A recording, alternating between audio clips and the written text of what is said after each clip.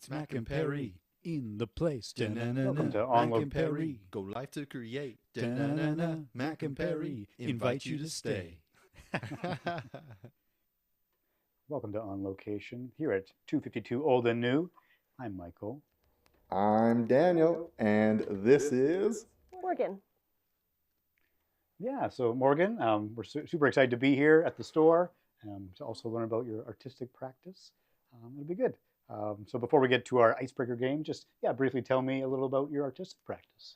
I work in pysanky, which is traditional Ukrainian egg decoration. Great, yeah, and well, obviously we have some behind us here. So Just a couple. a few, yeah. I'm really excited to learn about that process and the history behind it and stuff. But just to get started, we always do some like icebreaker games. So the first game, we have a little bit of trivia.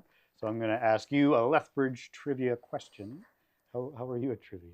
Terrible. Yes. All right. It's just multiple choice, very easy. Okay. Very, very basic question. What is the oldest business in Lethbridge? Is it A, Baylog Auction Services? Is it B, the Penny Coffee House? Is it C, Lethbridge Iron Works? Or D, McKillop Insurance? If you had to guess. Lethbridge Iron Works? You're right, yeah. It is C, Lethbridge Iron Works, founded in 1898. Yeah, here we go. One of the originals. That's the originals, yeah. Good stuff. All right, so we've also prepared some trivia questions for you to ask us. Yes. So we'll start with Daniel's question here. So you're going to ask me, and we'll see how much I know about Daniel. All right. Daniel currently owns how many neckties? A, 2, B, 4, C, 7, or D, 11? Well, I know that Daniel doesn't love to dress up, but he probably has to sometimes. I'm going to go with 4. Wrong. Okay. D, 11. 11 neckties. I did not know that. He's a collector. I see that, yes. I'm curious to see his necktie collection. All right, so next you're going to ask Daniel my multiple choice question about me. All right. Michael has done interviews in which town in Alberta with a strong connection to Ukrainian heritage? A, Vilna, B, Mirnam, C, Gadsby, or D, Morinville? oh my gosh, I might be shooting in the dark here, but so I'm just gonna go with D. Morinville? It was B. How do I say that? Mirnam or Mirnam? Mirnam. Yeah. I thought it would be Vegreville. Right? I didn't put it in there. Yeah, great. Yeah, a little trivia. Neither of us got that right, so we don't know each other very well. Fun, yeah. All right, so our next game is called This or That. Very simple. We have our little hat here, and we just pick out these pieces of paper here, and they say coffee or tea, cat or dog. And then we discuss which is our preference, and just to get to know you a little bit. Okay. So I will pick the first one. All right, so breakfast or dinner? Dinner. But breakfast for dinner. Ooh, yeah. What would you have with your breakfast for dinner? All the classics, eggs, bacon, some sort of potato. Nice. Yeah, I'm with you on that one, actually. Breakfast is great for any meal. Exactly. I love brunch. And that wasn't an option here, so yeah, I would say. Yeah, I'm usually not that hungry in the morning, so. Sure, a light breakfast, hey? Yeah. Coffee. There we go. Lovely. See, super easy. Now you get to pick one to ask me. Truck or car? Yes, well, I drive a Honda Civic, a car. So yeah, I would say generally car. That's what I like to drive, very fuel efficient. Trucks are useful. My dad's got a 1966 Dodge truck that, it's his work truck still, but he loves that truck, and I use it all the time when I need a truck. But I would say car is the thing. You? My first vehicle was a truck. It was a 1980 Toyota pickup, and I miss it all the time. But for me, probably a car now, just because I too have access to a truck. So filling up my little hybrid every 6 weeks is pretty nice. Right, very fuel efficient. Nice. Yeah. Very, compact. Nice, yeah, great. Well, I will ask you a question now. Let's see what we got. Spotlight or spectator? Which would you rather be? Spectator. Yeah. Every time. Yeah. Were there any times other than now that you've been in the spotlight? Not really. Even like back in high school and when I was doing dance, I was always sort of a supporting role, we will say. No speaking parts, just the way I like it. Fair enough. Yeah. Yeah, I guess for me, I would say probably spotlight. Yeah. My training is as an actor, and I like being on stage and ideally making people laugh or whatever. So, yeah, I think I'm quite comfortable with that. So I would say spotlight. Makes sense. Yeah. All right. So maybe one more each or so. I Deal. think, yeah. Tea or coffee? Yes, good question. Yeah, I'm definitely a coffee drinker. Yeah, I like coffee. Always had coffee as an adult. Never really loved tea. I know Daniel loves tea because he's British. But, coffee for me, territory. Right? You? I like both, but I've been trying to kind of curb my caffeine intake. So I just do coffee in the morning, early afternoon, and then tea later. Yeah. Decaffeinated tea. Sure. Yeah. Nice. All right. I will choose one to ask. Okay. Time or money? Time. Yes. And what would you do with your time if you had more of it? Just all the things I currently do, just have more time for it. Sure. Yeah, I would agree as well. Yeah, for me, definitely time. Obviously, money is important. You need a certain amount of money to live. But It's true. yeah, I think it's easy to chase that, and people usually don't have enough time or spend time on maybe things they waste their time, Well, and if you had more time, you'd have more time to make money. True, right? yes, yeah. You can only do one or the other. You can either have Yeah. all the time or all the money and no time to spend it. Yeah. Yeah, right? So, yeah, well, why not? You know what? Why not? Let's do one more each again. Deal. Yeah, you can pick one for me. Camp or glamp? I definitely like camping. Yeah, definitely like the summer. Most summers do a lot of backcountry hiking and camping. So Waterton, Banff, Jasper. So definitely like to get out into the rustic woods and be at one with nature. Yeah, definitely camping. And you? I used to enjoy camping a lot more, but now I kind of like staying home and just ignoring the rest of the world and having all my stuff at home. Like comfortable bed to sleep in and no bugs.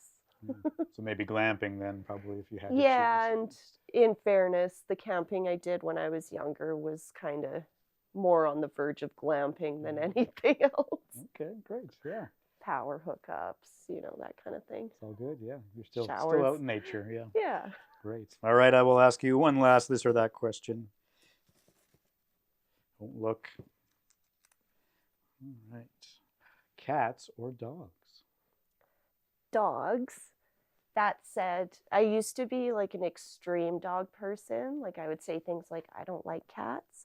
And then a couple years ago, I got back together with my partner and he came with 2 cats. And one of the cats befriended my dog Lily. And I mean, the rest is history. That cat's gone. The other cat's still there living the princess life. So, she's got Bun to thank for that. Okay. So you've warmed up to cats? Yeah. Nice. And in fairness, it was like, I don't like cats until there's one around you and you're the person they like the most because they're cats. So, I'm not that serious. There we go, yeah. But I love dogs. Nice. And you had dogs growing up then? Oh, yes. Always a Cocker Spaniel. Okay, that's your type of dog? Yeah. Nice, yeah.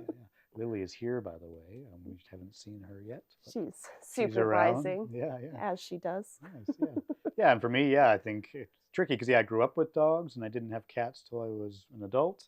And I've really grown to like cats too. Yeah, similar. Even more so when they're your own cats. yeah, they're very lovely. They have their own personality, so can't always take them hiking or something. But so it's really tough to say. But I guess I would lean towards cats.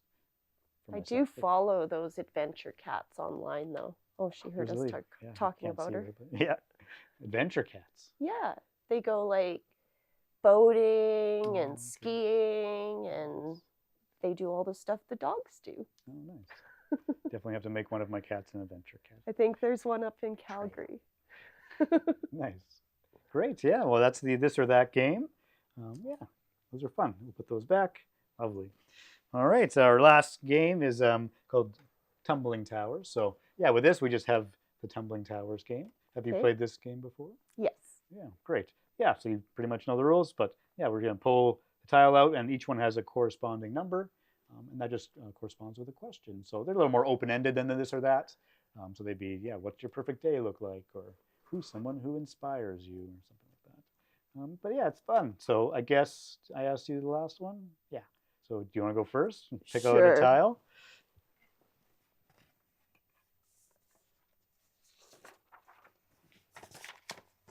It's a weird angle to do this. Right? It's a little low. 7. 7. All right.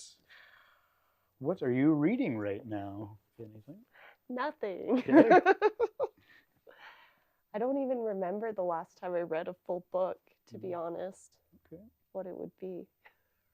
All right, no worries. Yeah, that's fine. Not everyone likes to read books. Yeah, for me, yeah, oh boy, I do like to read. I've got 2 or 3 on the go right now. I guess the one right now, it's all about explorers. It's like a book from, it's kind of almost like an anthology of explorers and their exploits. Yeah, so it's kind of fun just to read about adventures and people doing stuff. Yeah, so that's what I'm reading right now. It looks like Daniel would like to interject. Maybe he would like to say what he's reading right now. I just actually want to echo the fact that I also don't read too many books, and I am not reading anything right now. So you're not alone. I mean, I read a lot, but it's not books. And when it's a book, it's going to be nonfiction most of the time. Yeah. What sort of genre of nonfiction might you gravitate towards?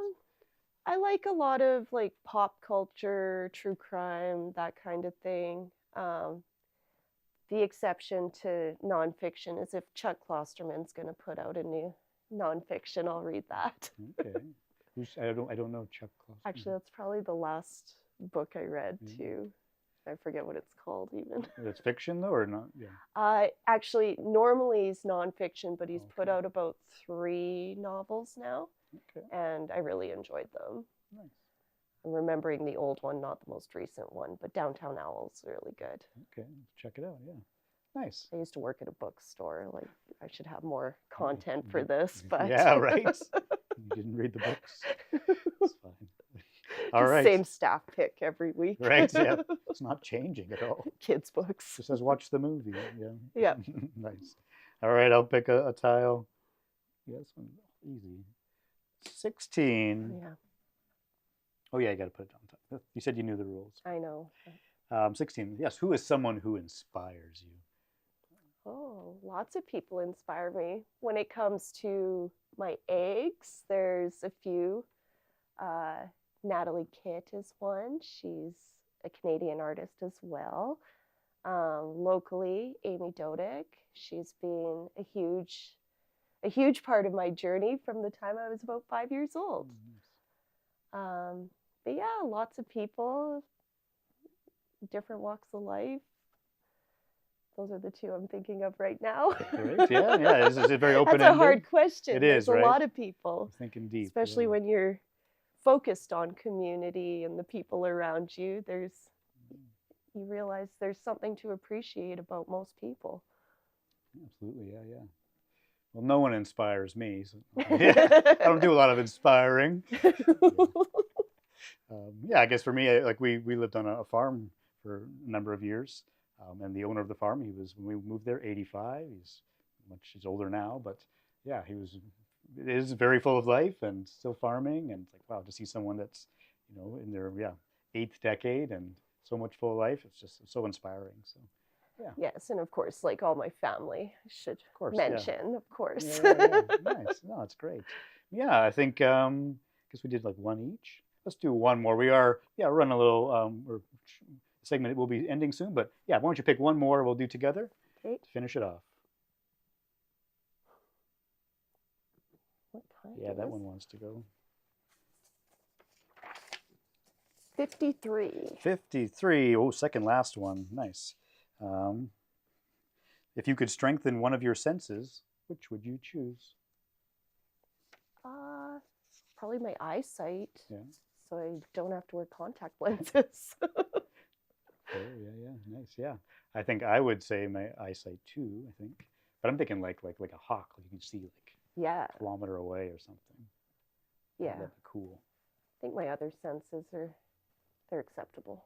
Fair enough. Yeah, it's the only one you change. Nice. Yeah. Well, I mean, that's our icebreaker segment to get to know you a little bit and warm you up. So The it's been easy fun. part. Yeah, it's been fun chatting. So yeah, this is all the time we have for this segment. This is On Location here at 252 Old and New.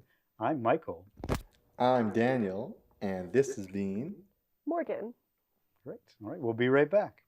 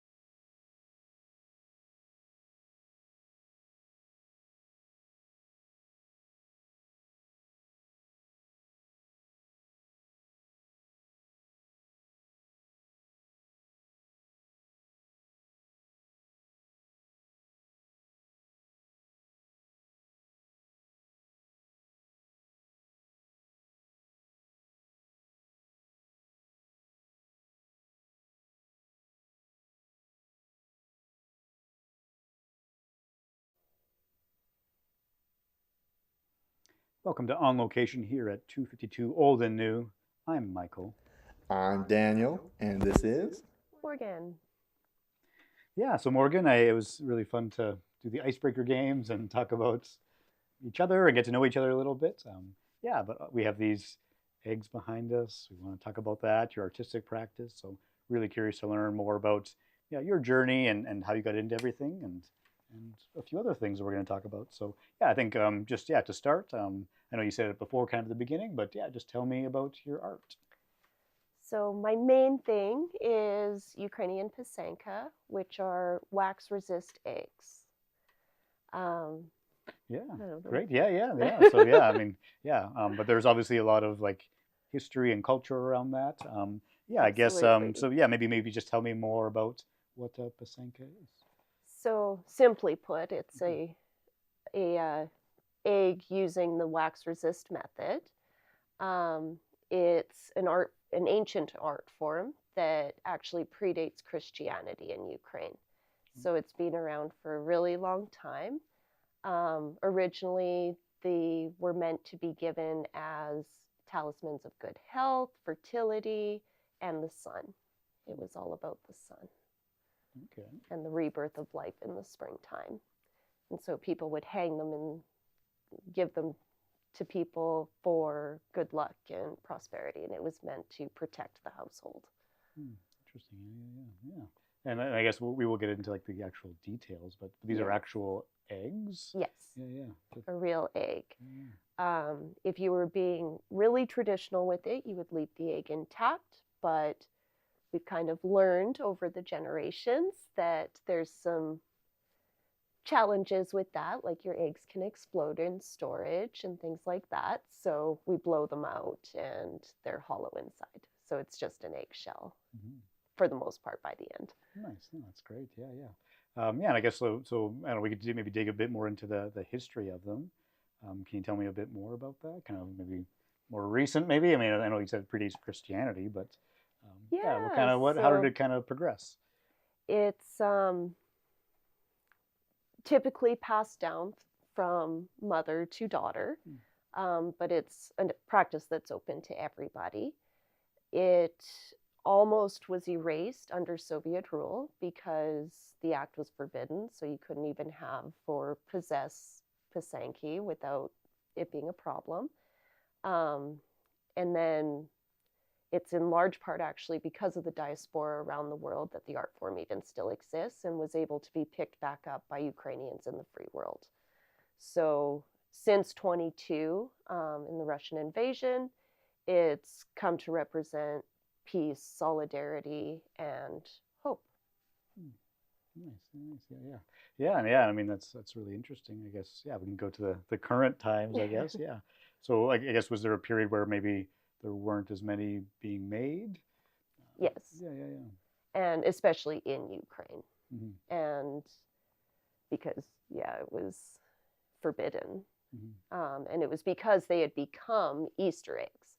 So originally they were meant to celebrate like the coming of spring, the cult of the sun. And then they got adopted into Christianity and religion.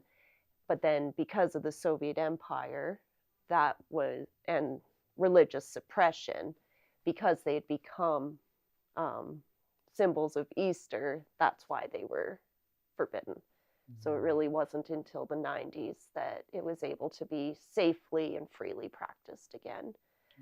So like somebody told me a story once about only ever seeing one pysanka when she lived in Ukraine. And it was her grandmother taking her, swearing her to secrecy, and unveiling it from like a secret hiding place. So to her, it was just this magical object, very important, which it is. And so to her surprise, when her and her mom immigrated to Canada and there were classes being offered, you could buy books, you could freely make them, it was kind of a big deal and has continued to be for the rest of her life. She's in her 70s now, so that really resonated with me. Yeah, absolutely. Yeah, no, that makes sense. Yeah, if she couldn't do that back home and such a change. Yeah. Oh, it's interesting. Yeah. And like, just going back briefly, just because I'm curious about it. So you mentioned it, like it predates Christianity, but it's that connection to Easter. So even like non-Ukrainians, even just maybe not religious people, when we have those like Easter eggs, like that's what it is, really. I mean, I grew up thinking they were Easter eggs. It was learning about more about the history that really resonated with me and connected me to it. Yeah, maybe tell me a bit more about that, because we could talk generally about the history, but maybe as it pertains to you, I guess. Do you remember when you first started learning about the pysanky? Yeah, so I actually have them somewhere here, but I grew up making them around Easter time with my mom and her friend Amy. If it wasn't for Amy getting interested in it, I don't know if we would have done it. My mom learned from taking a class at the college, and she did that to impress my Baba. But of course, Baba grew up in an era where you couldn't make them or anything like that, so she didn't really connect to it in the same way. And now it's taken on a whole other meaning. So Yeah, no, especially now. yeah. And so you. But yeah, so I guess it was like we grew up making them. It didn't really take it seriously. It was when I read about the symbolism, the history of it, that I started to really, care about the writing aspect. And how old roughly would you have been when you kind of made that change? It was honestly the pandemic, because Mom dug out all the old supplies. My partner had talked about how he had never seen Easter eggs, so I needed to show him what these were all about. Right. And then after 2022 and dealing with my relatives and it being a really stressful year, this became something sort of healing that you could do that was positive. And so really since 2023, and I got the idea that I needed to do a large scale installation of over 500 eggs. There we go. So from nothing to an installation. Pretty much. Well, I mean, it makes sense. So there's that family connection and that history, and because you still have family in Ukraine. Yeah. Did any of them end up coming here after that time? Yeah, we had 12 that came here. There's more kind of there than here, so more of us there than here, I should say. So 12 of them came and 5 are still here. Okay. So so you realize the significance of the history, and I think Daniel has something to jump in here. Yeah, I'm super sorry. We do just need to pause really quickly for some technical things. So we will be right back.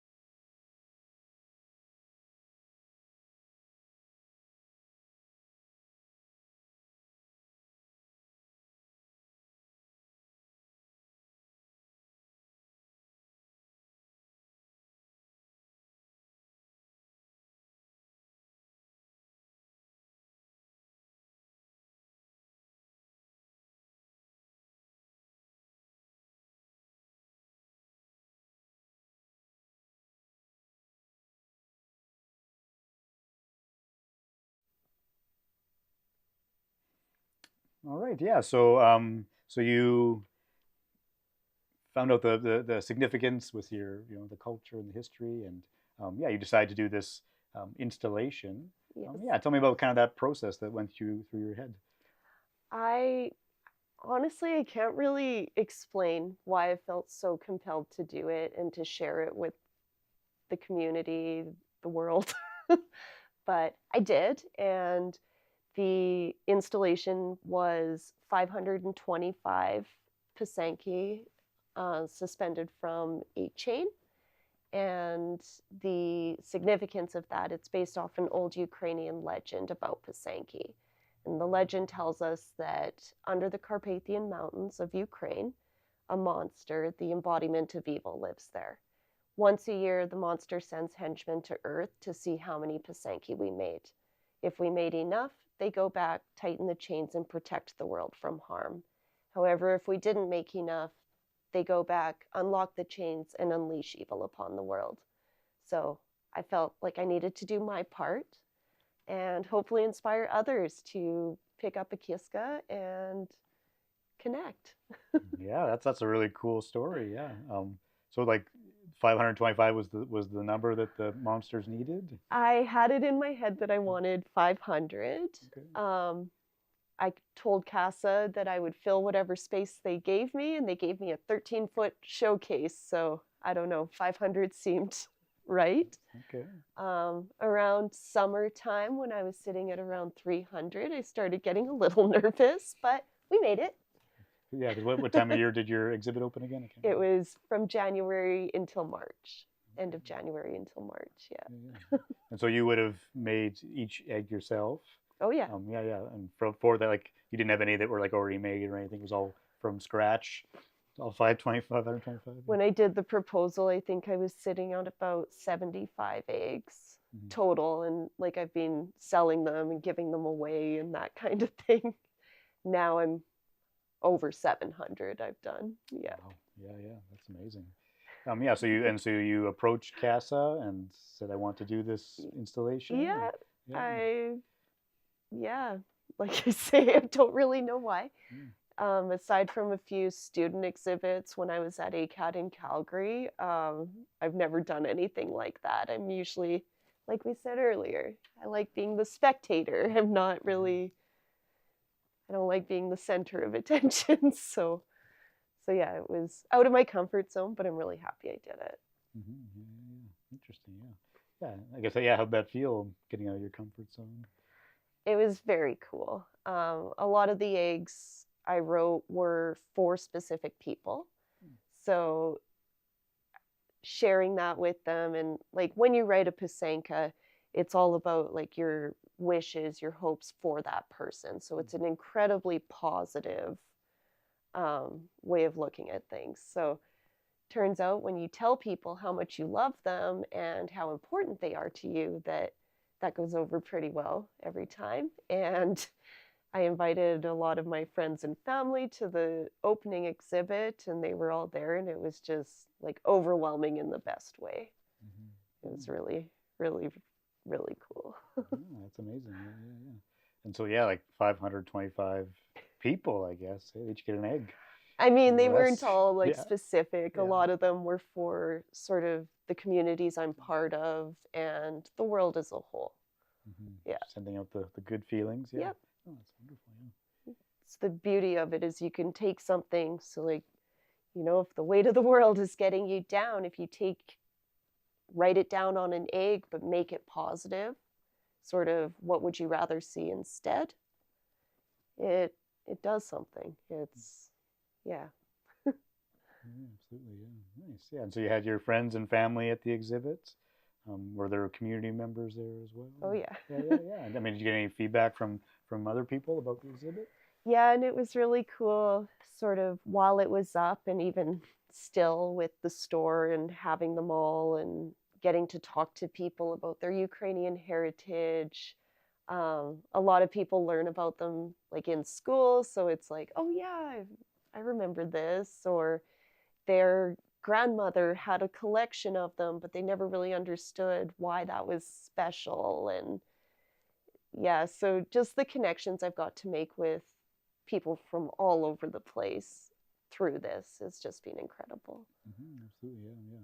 And is that like mostly the exhibit, or is that like people come to the store, or It's both. both? Yeah. I was kind of blown away while the exhibit was up because I had said sort of what my job was and that kind of thing. So they knew where to find me. And yeah, just the people that came in to talk to me about the exhibit, about pysanky, about Ukraine, about art in general. Like I met other artists who just, yeah, resonated with them in a way that they wanted to meet me. So lots of new friends, and it's very cool. Absolutely, yeah. I'm just curious, like, were a lot of those people, do they have like Ukrainian connections, or? We have a lot of Ukrainian heritage here, and more than I ever imagined. I mean, I've always had a few eggs here, but not like this, not hundreds of them, like one little tray. And so it was already a thing. People are like, oh, are you Ukrainian? Yes. Are you? And yeah, just us in the present getting to connect with our heritage in that way is special to me. Absolutely, yeah. I know you like said since like 2022 that there's been kind of a resurgence of interest in that. Like, do you see that kind of globally too? That there's more people making pysanka? And absolutely, and actually UNESCO in 2024 designated it. I always say it wrong, so I have it written down, but it's part of the intangible. Yeah, go ahead. Sorry. Yeah, let's read it. Yeah. It's on the list of intangible cultural heritage of humanity. And that happened in December of 24. Okay. So it's official. It's official, yeah. No, that's great, yeah. Yeah, and I just love that that's, the hope and joy and bringing positivity to the world. I think it's really lovely, yeah. Everything about it is. Like even a black and white egg. So black and white together on an egg, like these guys, is meant to represent mourning or the souls of the dead, but it's always in a positive way. So for me, that's celebrating those who have come before us and adhering to the wisdom that they passed down to us and that kind of thing. So that's great, yeah. Oh, that's lovely, yeah. So you had the exhibit. How long was the exhibit up for? 3 months. Okay, yeah. Or from the end of January until the end of March. Okay, nice. Yeah. And so you did the exhibit. I guess kind of did anything happen afterwards? Like what came next? I've had a lot of requests to do classes and that kind of thing. I still feel relatively new to this world. So it's cool that other people have got to come along on this journey with me, but I don't think I'm an expert by any means. I don't think I'm the best person to talk about it, but we're getting there. And yeah, I'm excited to do some classes and that kind of thing. I just want to be really mindful about how I approach it. Yeah, tell me more about that. I would want to do something that's more than just the technique. I don't really think that just a decorated egg means a whole lot. Like they can be pretty and it's okay for it to be a decoration, but to me, they're more than that. And it's the stories and the connections that they carry that's the most valuable. Yeah, no, that makes sense. Yeah, I mean, I don't know, but I would say having done an exhibit and 525 eggs and having that family connection, I think you'd be perfectly qualified to teach those classes. You sound like my friends. yeah, why not, right? And especially if I feel like I can tell by talking to you that it's something that's very meaningful to you. So I'm sure people will get a lot out of that. For sure. Yeah. I guess like I know you said you're fairly new at this, but like, have there been any kind of like challenges around that artistic practice or the exhibit itself? For me, it has been navigating labels. So I kind of hesitated to put my work online and that kind of thing. I read about pysanky before I started designing pysanky.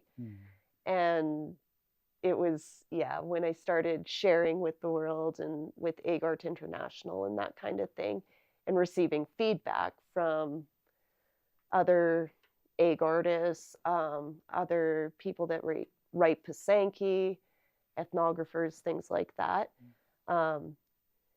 Yeah, I've been labeled as like art Vedic, it's not pysanky, things like that. And so for me, it's been keeping myself grounded in authenticity and not getting too worried about how it's being perceived. Oh, that's interesting. Especially if I haven't explained anything. So Yeah.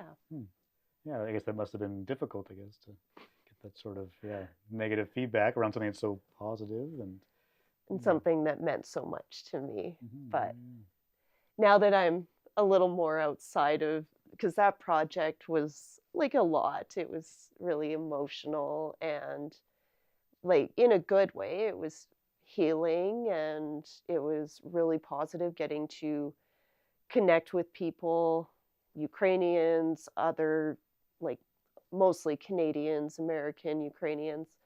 And yeah, it helped me personally. So to me, it meant a lot. And when people just look at it and they're like, oh, it's just like art, which isn't offensive, you know. Art, yeah. And so that's something where I'm like, is it that offensive to be called an artist? No. So yeah, I think I'm doing what I'm supposed to be doing, and most people agree. Absolutely, yeah. They're just jealous. That's what it is. Maybe. Yeah. I don't know. I mean, that's people online. I would hope that no And one there said is- that in person. But And I mean, there is something to be said about like tradition, right? Like I view it as a living tradition. So for me, as like a part of the diaspora, it doesn't really necessarily feel as authentic for me to be writing like traditional designs or regional designs and that kind of thing. So all of those that I've done are like from where my family's from, but I don't have that same connection because I was born here. Sure, And I've never even visited. So yeah, I just wanted to place myself as me in Lethbridge, Alberta, Canada. Absolutely, yeah. And that makes sense, I think, with Yeah. any cultural tradition that changes, and it is ideally a living tradition if it is still going on. So, Exactly. yeah, I think. So, but within the community, there is sort of that push and pull. Nobody's like so Throwing eggs at each other or Yeah, anything. like- Yeah. Actually, my friend just said, so last week, a lady that I had talked to just in passing here, she came back with 2 ostrich eggs for me, canvases. Yeah. And I mean, for people in the egg community, that's a big deal. Those are expensive and they're hard to come by, especially here. So I told my friend Dana up in Calgary about it, and she was like, "Oh, you got egged." Yeah, Nice. I love that. Yeah, different meaning. Yeah. But it was so meaningful, and they'd been holding on to those eggs for 45 years. And she met me and was like, "Oh, I know where they can go." She gave me both of them. So that's really special, and that's what I'm talking about when I say like the community, and for me specifically in Lethbridge, just building that community has been incredible. Absolutely, yeah. So those ostrich eggs, so you completed them? Yeah. Yeah. No. Oh, no. You're still working I've on only them? done one ostrich egg. Is this one of them? That's it. Yeah, that's the only one I've done. Okay. And those 2 eggs were also given to me. I tagged along with a really nice lady named Janet at the senior center around Easter time. She was doing a workshop. And yeah, she let me hang out and that kind of thing. Help. I don't think I was that much help. But then at the end, she gave me a bunch of goose eggs and 2 ostrich eggs. And yeah. So both times it was just so special to get those from 2 random ladies named Janet. There we go, yeah. And then, I've only gotten brave enough to do the one. Yeah, it seems My like the stakes mother are egg. higher with the ostrich eggs. Yeah. Yeah, that sounds lovely. It sounds like there's a great community connection there. Absolutely, yeah. Absolutely. Oh, that's great. Yeah. Oh, well, there's more Janets out there. Maybe they've got some more ostrich eggs. I feel like that'd be the biggest egg, I assume. It's an ostrich egg, probably. Yeah. That you can get. Yeah. Oh, that's so neat. Yeah. And yeah, different kinds of egg shells have like different challenges and that kind of thing. And yeah, a lot of experimenting for me. I kind of work like I'm just gonna try it first, and then if it goes terribly wrong, then I'll ask other people what I should have done, or Sure. for next time. But usually it works out. Yeah. Yeah, I feel like after doing 525 of them, Yeah, you're getting pretty good at it. But even then, chicken eggs, they're real random. Oh yeah, they crack easily. Or... Yeah. Sometimes it just doesn't want to do what you want it to do, and you have to roll with it. Fair enough. Yeah, yeah. Yeah, I guess that kind of ties into one of my other questions, which would be like, if there's anything like you've learned through your artistic practice. I've learned a lot of things, and I keep learning, and yeah, it's just a really, really cool creative outlet for me. And there's so many different kinds of egg art, like even pysanky, like that's the Ukrainian eggs, but most Slavic cultures have some sort of egg related tradition or style. So yeah, like even getting to learn about all the different styles and what that means to different cultures and things, it's just fascinating. There's so much to know about everything. I know that from working in the antique store too. True. Yeah. Yeah. I guess this is all new to me, right? Yeah, I didn't know there was other cultures that also had the egg traditions. Have you met anyone else in those cultures who also just do eggs? Most of the people I know are pysanky, Ukrainian eggs. And like online, I have friends that do a lot of different things, but in person, mostly just the pysanky. Yeah, I guess because you mentioned the community here, but then I think you mentioned other people around. So yeah, so you're also connecting with people online in the pysanky community. Oh yeah. And does that the egg world? The egg world, yes. Yeah. Yeah. Does that reach like internationally? Oh or? yeah.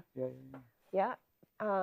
Egg Art International is a nonprofit organization based out of the States, and they do a fundraiser every year. So it's like a contest on their Facebook group. So you vote for what your favorite eggs are, and then each month they have Eggs of the Month contest. Like it's just for fun, but I got to be in the book. I'm Team Canada, so it's kind of fun, and it's cool to be like just featured alongside these amazing artists from all over the world. So yeah, it's all new but very fun for me. Yeah, absolutely. Yeah, that's great. Yeah. Was that like a physical thing they put out, or just like is it online? Yeah. Okay. Yeah. Okay. I've got it up front. I can Nice, show you later. Yeah, I look forward to seeing it. Yeah. It'd be fun to see the other styles too. Yeah. I guess another question I sometimes ask is like, if there's ever like a kind of a non-art skill you've kind of had to develop in order to put your work out there, whether it's putting on the exhibits or otherwise. Probably my job here though is kind of creative and like creating displays and things like that. So creating the installation once I had the idea wasn't really that far out of what I typically do, I guess. Yeah, I don't know. Okay, I don't really know how to answer that. I was just curious. Yeah, that's kind of what I put out there. Yeah. And so, I guess working here, maybe you could tell me a little more about that too. Tell me a little about the store. 252 Old and New. Yeah. It's now a third generation business. So this used to belong to my grandfather. He was a watchmaker by trade. And when he passed away in 2004, we kind of took what was already going on in here and ran with it, and here we are. Great. Yeah. Nice. And how long has the store been around? Since 2005. Okay. Yeah. So this is our 20th year. All right. Yeah. And I mean, you can kind of maybe tell from back here, but you have things that are old and things that are new. Right? Exactly. Yeah. Maybe more old things, it feels like. More old things. Yeah. The new things are more like eggs I make, beehive product out of Calgary, that kind of thing. Nice. Yeah, no, it's a lovely story. And actually even that's ended up being fun. So like one of the things you use is beeswax. Mhm. And of course, I've been carrying stuff from the beehive up in Calgary. So it's all made in Western Canada, or it's made in Calgary with beeswax from Western Canada, their own hives. And I had Sandra make me special black beeswax because I ran out, and I started using it. And I'm thinking, like, this is different. I think this works different. And so I found out after 20 years of carrying their product that they use surgical grade beeswax. So I've also recently learned about all the different grades of beeswax and what that means. So it means it's edible. Okay. And it also means that it flows out of your kiska a little better. Okay. Less clogs and that kind of thing. And I got to share it with a bunch of my friends recently, and they have confirmed that I wasn't actually imagining the difference. So that's been fun too, like bringing Sandra into it from the beehive and all of it. Like, I don't know, it's just like anything that brings people together, I think is really fun. Yeah, absolutely. Yeah, it sounds like you're bringing lots of people together. That's awesome. Yeah. Oh man, there's so many questions I could ask about the bee stuff, but we'll leave the technique for the next section. So Deal. yeah, I think that's all the time we have for this segment. So yeah, really enjoyed learning about the artistic practice and more about the pysanky. So it's been good. Yeah, so this has been On Location at 252 Old and New. I'm Michael. I'm Daniel, and this has been Morgan. All right, we'll be right back.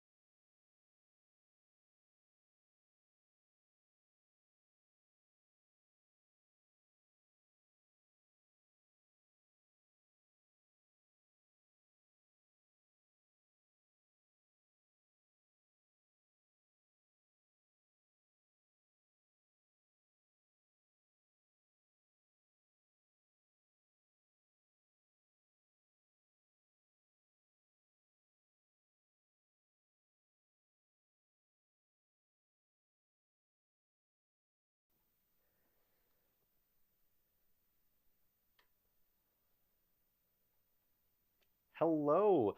We are on location at 252 Old and New. I'm Daniel.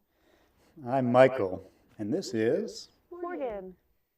Yeah. Thank you so much for meeting with us. I have thoroughly enjoyed the discussion, and I'm super excited to dive into some of like the how-to kind of stuff and what you use to actually do these things. So, could you just start by telling us some of the tools we have available to us here? What you typically use? So, pysanky are created using a kiska and beeswax. So what we're going to do is we basically melt hot beeswax into the stylus, and you're going to start with everything that you want to be white on the egg, and then you're going to put it through a reverse dye. So we'll just like do black and white because it's really easy. So you're going to write all your white lines with wax, dip it into the black, melt off all your wax, and it's going to reveal your design. Wow. Then you blow it out and varnish it. Yeah, so I can already begin to imagine the amount of time it would take to use this stylus to color out each, and that's for each color that you do, right? Correct. Wow. And you said you would do that with you would mark out the white lines and dip it in black ink, you said? Well, you're going to go through you're going to start with your lightest colors. Your end color is usually going to be black. Okay. So you kind of have to be strategic if you're not willing to do like washbacks and things like that. But if you're doing just basic, kind of traditional, typically you're going to do yellow, orange, red, and then black. And black. Okay, yeah. So I've imagined it seems like there are kind of layers to it. And I'm just kind of curious what was there a learning process to that? Like, or did it just click for your mind of like, right, I'm going to do this, this, and then this? I mean, I learned using just sort of the 4 colors, but for me personally, because I love color and I like the symbolism of color and that kind of thing, and I like my eggs to be extra lucky, and if they have more than 4 colors, they're said to be extra lucky. Nice. So you kind of have to get creative, like if you're moving between warm and cool colors, that kind of thing. But you can use vinegar to kind of erase things. Okay. Most of the time. Most of the time. It's a natural product, like a natural canvas. So, you know, sometimes things are going to go the way you want, sometimes not. I've never worked on one, but I've heard turkey eggs are really bad. Okay. For being finicky. Yeah. Yeah. And how much, like, it looks like the stylus can't hold that much wax. How does that work? You just have to keep filling it up and... Yep. And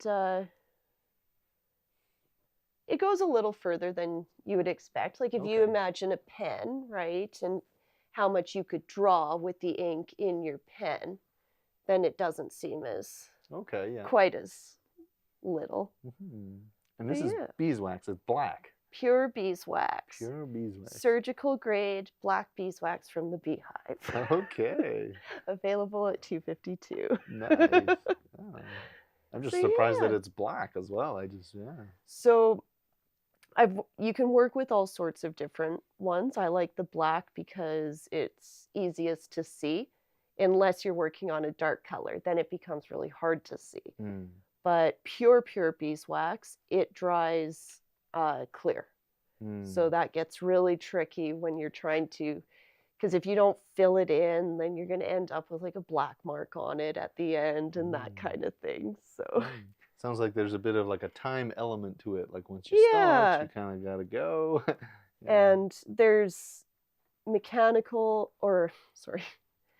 manual Kiska, which is this, but there's also electric Kiski, which I use. I've kind of started using more of the manuals. I really like them. But yeah, different sizes and that kind of thing. But ultimately, the process is the same. So you're going to melt your beeswax. I think this might be a little clogged. Oh, there we go. And you can see it's just going to... One that's not clogged would have been a better example, but Sure, live yeah. TV. Yeah, that's how it goes. Interesting. Yeah. So yeah, um, a lot of people will draw out their design first. I kind of like winging it and then wish that I had drawn it out at the end when I'm like, oh, it could have been better, but You that's learn. not really how we work. So, Mhm. Yeah. but other people who have like more perfect eggs, they probably drew it out and measured and that kind of thing. Interesting. And so they would do that on paper before, or draw it on the On egg? the egg, yeah. On You the can egg, use a okay. pencil just to draw out your lines, and with the cleaning, it'll just come off. I see. Okay. It won't be permanently under there like your dye color. Yeah. And so I noticed like the whole, it was on the top or the bottom, and you talked like you do empty them out, the eggs themselves, I believe, Yeah. right? So this egg, it was pre-blown. Okay. So I've plugged the bottom Mhm. with wax. Mhm. I prefer to work on full eggs. Mhm. And because I'm a princess, my mom finishes all my eggs for me. Nice. So she blows them out and varnishes them for me. And then we do a little exchange every week. It's been pretty fun. Nice. But you can work on them this way. You just need to weigh it down when you put it into the dye. Interesting. And yeah, I was going to ask about like the difference between the manual and the electric, and if that was even a thing. Yes. It sounds like it is, but I really do admire the all natural kind of element, like approach that you've got to it. Which is more common, do you think, now? I mean, electric Kiski are really hard to come by. Oh, okay. So you kind of have to get lucky. You have to be like, for our Canadian company, Ukrainian accessories, you have to get put on a wait list. And there's really only like 3 manufacturers of them, and only one that you can get regularly. So kind of out of necessity, I think a lot of people just work with their manuals. And I wouldn't say that one's like necessarily better than the other. I like my electric because I don't have to waste as many candles. I'm usually working in my basement in like a windowless room, so the less that's going on, the better. But it's a little easier to regulate your temperature, I find, with the manual. Okay. So I can get it a little hotter. So for filling in and that kind of thing, it works a little better. Nice. Yeah. Very cool. And I know that we have another piece over here, unless there's anything else that you wanted to add to this part. I don't think Talking so. about like the gradient and adding the different gradient of the Yeah. colors and stuff. So with the regular eggs, you're going to be putting it through a dye sequence. Etched eggs are a little different. They're still made using the same process, so wax and a kiska. But you're using a brown egg, or there's other colors of eggs that you can get. Yeah. Green eggs, I've done a couple of them. But you're using the natural color of the eggshell. So this started as a brown egg, and I just wanted to see sort of the different shades that you can get. So it sat in vinegar for about 2 minutes. You give it a little brush, and then you keep going until you get to white. Wow. And just really quick, green egg? What is that from? I don't think I Or have just- any left, Oh, but that's okay. there's, all sorts of, I didn't know about all of this until Ah, the okay. last couple of years, but different kinds of eggs, different colors. I think they're called Americana chickens. Okay. Americana chicken eggs. Cool. I think pheasant eggs are sometimes green. I ordered some from Ontario, and I just picked all the ones that are green because that's my favorite color. Yeah, nice. Me too. But now I'm like, I want like an emu egg. They're like black, or they can be like dark green, and I think that's pretty cool. Yeah, absolutely. But so many things you can do with it. Yeah, and so that's a different style of working, the etched, you said, Yeah, right? so we call that etching. Etching. And which one, how long ago did you learn etching? This year. This year? Yeah. Okay. Because like I was so focused on getting the eggs for my project to write done And that was focused a lot on color and the use of like bright, vibrant colors. I wanted it to be just really joyful and that kind of thing. These are a little more earthy, using the natural colors. So it was after the exhibit was up, now I can experiment with all different kinds of eggs and techniques and that kind of thing. Yeah. And so then when you're making the designs on the eggs, just to clarify for myself, that is called writing. Is that right? Yes. Okay. So pysanky is derived from the Ukrainian verb pisati, which means to write. Right. So they're not painted, they're written. Right. Yeah. Yeah. Yeah, and that's actually a great you kind of clarified earlier, and you were like, yeah, they're not painted. It's you're writing on them, and then it's the ink dipping, and okay. And what are some of the different sizes here? I'm assuming these are chicken eggs? Yes, most of them are chicken eggs. Okay. A lot of them are really huge chicken eggs because I got most of them from local Hutterite colonies. Awesome. And yeah, they can. Yeah. Like I was even asked a few times if that's actually what they were. Like, yeah, right. They're just chickens, big chickens, Nice. big happy chickens. Yeah. And then like my big ostrich egg that we already talked about. These are goose eggs. Goose eggs. And these are quail eggs. And these will probably be the only quail eggs that I do. I think I started with about 12 of them, and 3 remain between me and my mom breaking them. Oh no. So super fragile, hey? So I've also started making jewelry, resin jewelry out of broken eggshells, so they're not totally wasted. Reusing them. That's awesome. But they're a lot thinner, so there's a little less that you can do with those guys, I've learned. I probably could have asked somebody and they would have told me, but like you know, I like to try learn it the hard first. way. Yeah, that's super fun. Nice.